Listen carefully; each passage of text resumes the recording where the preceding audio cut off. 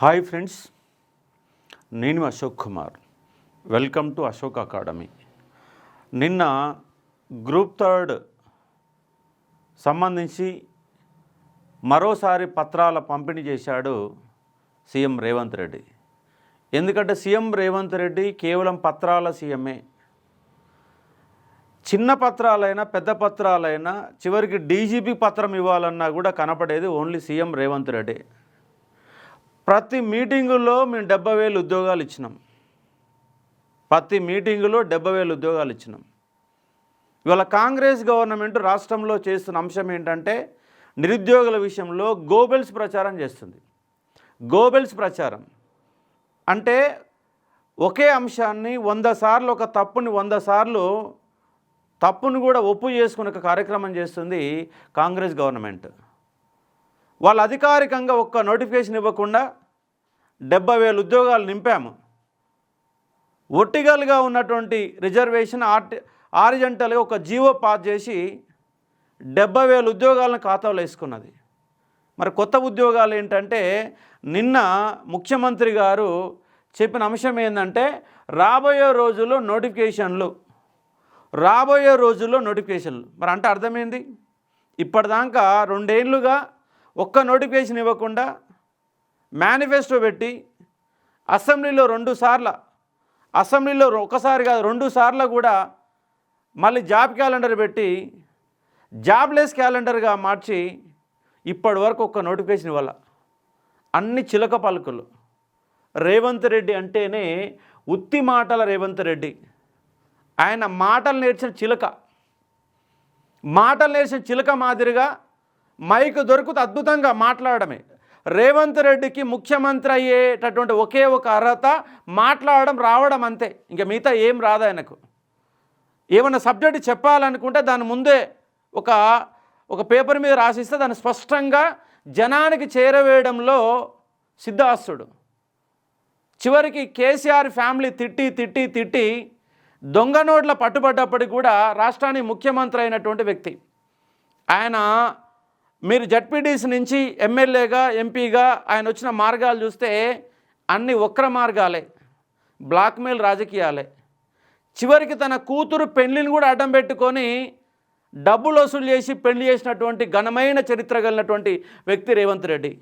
సరే, పర్సనల్ విషయాలు మనకు అవసరం లేదనుకోండి, కానీ వాళ్ళ రాష్ట్రంలో 50 లక్షల మంది నిరుద్యోగులు, తెలంగాణ పబ్లిక్ సర్వీస్ కమిషన్ కానీ 30 లక్షల మంది పేర్లు నమోదు చేసుకున్న వాళ్ళందరినీ మోసగించడంలో ఈయనకు మించిన సిద్ధాస్తుడు ఇంకెవరు లేరు. ఆయన భజన పరులు, మంత్రులు, చివరికి దుద్దుల శ్రీధర్ బాబు కూడా అబద్ధాలు చెప్పడంలో, అసెంబ్లీ సాక్షిగా అబద్ధాలు చెప్పడంలో వీళ్ళను మించినటువంటి వేళ్ళు ఇవాళ గోబెల్స్ ప్రచారం చేస్తూ నిరుద్యోగులను నిండా ముంచుతున్న సందర్భం కనబడుతుంది. నిరుద్యోగులారా, వీళ్ళ మాటలు నమ్మితే, వీళ్ళ ఉత్తి మాటలు నమ్మితే, వీళ్ళ గోబెల్స్ ప్రచారం నమ్మితే ఒక్క నోటిఫికేషన్ రాదు, ఇవ్వరు. మళ్ళొక కాలం గడుపుతూ ముందుకెళ్ళిపోతారు. ఆల్రెడీ మనం సంక్రాంతి ముందు మెరుపు ధర్నాలు చేసినాం. మెరుపు ధర్నాలు ఒక ఆర్టీసీ రాష్ట్రంలో ఒక 4 ధర్నాలు, దిల్సుఖ్నగర్లో 2 ధర్నాలు జరిగినాయి. మెరుపు ధర్నాలు అది ఇంటెలిజెన్స్ కూడా అంతుపట్టకుండా, ఎస్బీ వాళ్ళకు అంతుపట్టకుండా, స్థానిక పోలీసులకు అంతుపట్టకుండా అక్కడికక్కడ వితిన్ ద ½ an hourలో రోడ్ల మీదకి వచ్చి ధర్నా సందర్భం కనబడతా ఉంది. ఇవాళ శనివారం, రేపు ఆదివారం, మండే నుంచి మన ఉద్యమ శంఖారావాన్ని మళ్ళీ మీరు పూరించకపోతే మళ్ళొక 1 year 2026 కూడా జాబ్లెస్ క్యాలెండర్లా మాదిరిగానే 2026ని కూడా వీళ్ళు కాలం గడిపేస్తారు. పైగా ఆయన అబద్ధం మాటలు చెప్తుండే. ఏం మాటలు చెప్తుండు సార్ అంటే, విద్యార్థులని రాజకీయంగా చూడండి, ఇక్కడ ఉద్యోగులే వారధులు సారథులు అని నిన్న జరిగినటువంటి కార్యక్రమం సంబంధించి ఆంధ్రజ్యోతిలో ఒక కథనం వచ్చింది. ఇక్కడ ఆయన ఏం చెప్తుందంటే రాజకీయ పార్టీల చేతుల్లో ఆయుధాలుగా మారొద్దు. అసలు విద్యార్థులు రాజకీయంగా వాడుకుందేవాడంటే రేవంత్ రెడ్డి, వాడుకుందేవారంటే కాంగ్రెస్ గవర్నమెంటే.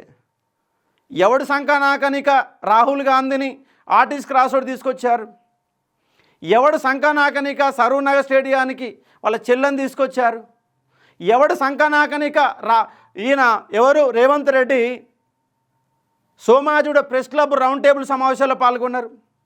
ఎవరి సంకనాకనిక లీడర్లంతా నిరుద్యోగుల బాట పట్టారు? ఎవరి సంకనాకనిక బస్ యాత్రలు చేపట్టుకున్నారు మీ యొక్క కాంగ్రెస్ లీడర్లు?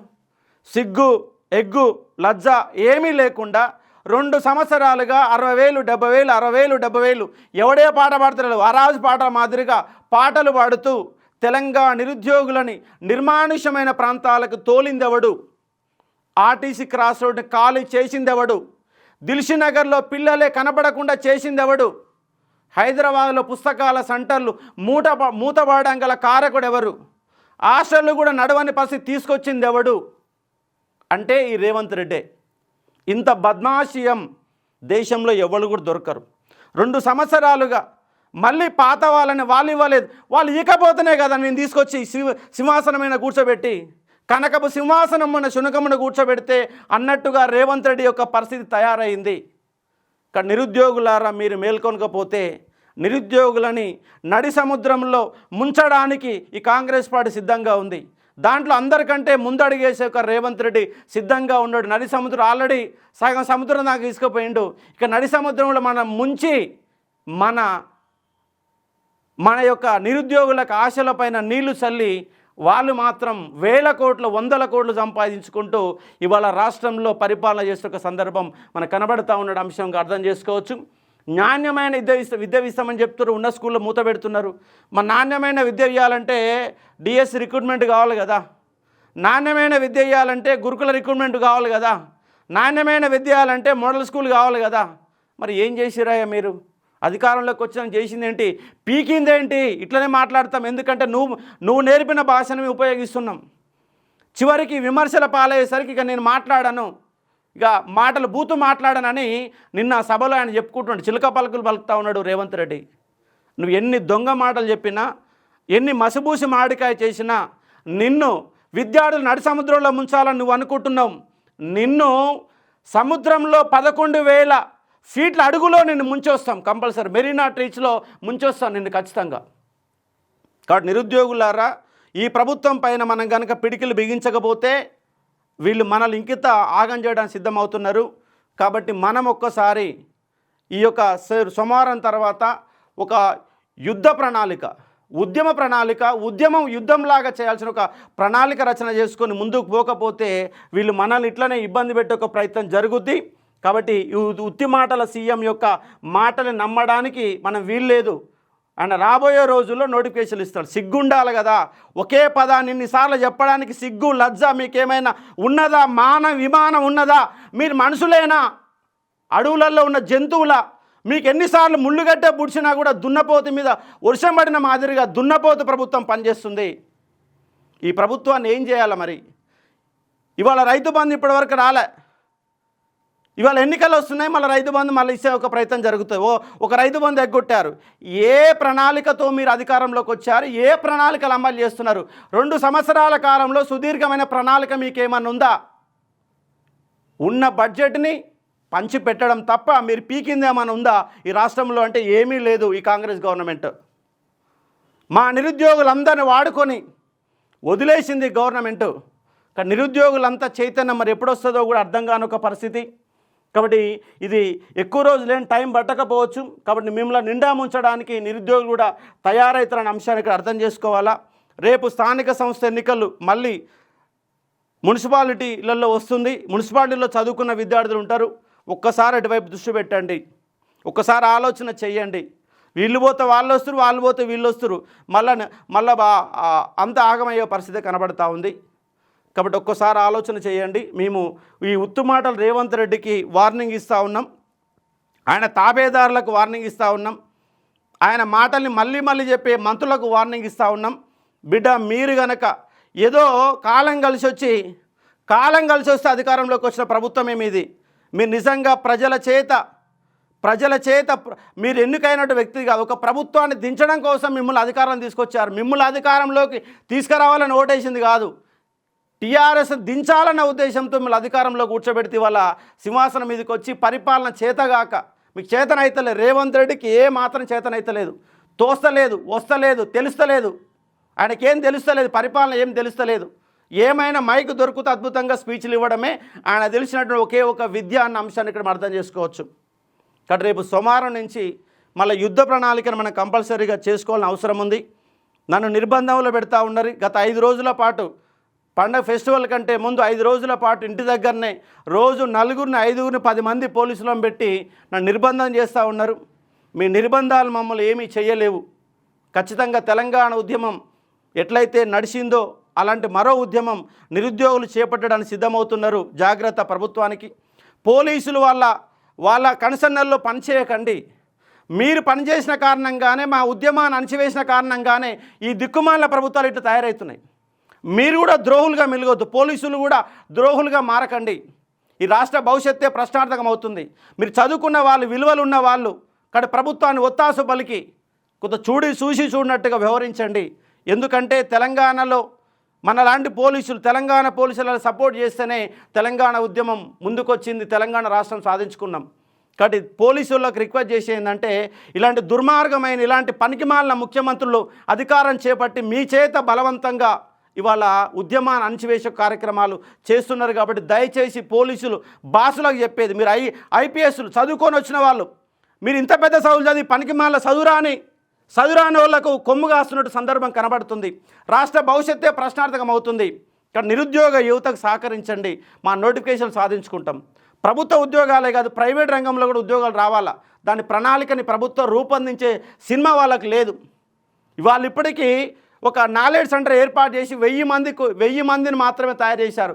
ఆ 1000 మందిలో ఎంతమందికి అద్భుతమైన ఉద్యోగాలు వచ్చినా మీకు తెలుసు. అంటే లక్షల మంది, 50 లక్షల మంది ఉంటే 1000 మందికి స్కిల్ డెవలప్మెంట్ ప్రోగ్రాం పెడితే గొప్ప విజయం అనుకుంటురా? దాన్ని గొప్పగా రాసుకునే ప్రయత్నం జరుగుతుంది. కాబట్టి వల్ల ఈ లక్షల మంది నిరుద్యోగులకి ప్రణాళిక ఏంటో ఆలోచన చేసుకోండి. ఏం చేస్తారో చెప్పండి. వాళ్ళు ఎట్లా ముందు తీసుకుపోతారో చెప్పండి.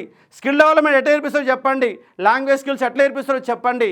నిరుద్యోగ యువతని, నిరుద్యోగత లేనటువంటి తెలంగాణ రాష్ట్రం అద్భుతంగా సాధించిందేమని ఉన్నదంటే అది నిరుద్యోగ తెలంగాణ. నిరుద్యోగ తెలంగాణ వాళ్ళు స్పష్టంగా కనబడతా ఉంది. ఏపీలో ఒక డిఎస్ సంబంధించి 4-5 నోటిఫికేషన్లు వచ్చినాయి. ఒక గ్రూప్ 2 సంబంధించి 5-6 నోటిఫికేషన్లు వచ్చినాయి. ఒక గ్రూప్ 1 సంబంధించి 3-4 నోటిఫికేషన్లు వచ్చినాయి. కానీ తెలంగాణలో మాత్రం అది కనబడతలేదు, చిత్తశుద్ధి కనబడతలేదు పాలకులలో. కానీ నిరుద్యోగులు సమరశంకారావుని చేస్తేనే మనం ముందుకు పోవడానికి అవకాశం ఉంటుంది. కాబట్టి ఒక్కసారి ఆలోచన చేద్దాం. రేపు మండే తర్వాత ప్రణాళిక రూపొందించుకొని మనం ముందుకు పోయే ప్రయత్నం చేద్దాం. నిరుద్యోగ కవాతు కూడా రేపు 21న తలపెట్టినాం. మరి దాన్ని ఎంతవరకు పర్మిషన్ ఇస్తారో చూడాలా. వాళ్ళ పర్మిషన్ ఇవ్వకపోతే దాని గురించి ఏం చేయాలన్న దానిపైన చర్చించి నిర్ణయం తీసుకునే ప్రయత్నం చేస్తాం. కాబట్టి పోలీసు బాసులకి, పోలీసు ఉన్నతాధికారుల చేతులు జోడించి చెప్పేది ఏంటంటే మాకు కొంత సహకరించండి. మీరు ప్రభుత్వ బంట్రోతులుగా పనిచేయకండి. ప్రభుత్వం చెప్పింది కాబట్టి అణిచివేసే ప్రయత్నం చేయకండి. మాకు కొంత కోఆపరేట్ చేయండి. మా హక్కులు మేము సాధించుకుంటాం. వాళ్ళు ఇచ్చిన హామీలు అడుగుతున్నాం, కొత్త అడుగుతలేం. వాళ్ళ మేనిఫెస్టోని అడుగుతున్నాం. వాళ్ళు అసెంబ్లీలో ప్రవేశపెట్టినట్టు జాబ్ క్యాలెండర్ అడుగుతున్నాం. కొత్త ఉద్యోగాలు అడుగుతలేం. వాళ్ళు ఇస్తున్న 2 లక్షల ఉద్యోగాలు అడుగుతున్నాం. కొత్త ఉద్యోగాలు అదనంగా ఏమి ఇవ్వట్లే, ఉన్న ఉద్యోగాలు అడుగుతున్నాం. కాబట్టి అడిగే హక్కు మాకున్నది. మీరు సహకరించాల్సిన బాధ్యత మీ పైన ఉన్నది. ఎందుకంటే ఉన్నత చదివినటువంటి పోలీసు వాళ్ళు ఒక్కసారి ఆలోచన చేయాల్సిందిగా మీరు రిక్వెస్ట్ చేస్తూ ఉన్నాం. కాబట్టి దీన్ని మరింత ముందుకు ప్రయత్నం చేద్దాం. ఈ ఉత్తు మాటల రేవంత్ రెడ్డికి సమాధి కట్టే ఒక ప్రయత్నం కూడా చేద్దామని స్పష్టంగా చెప్పదలుచుకున్నాను. Thank you.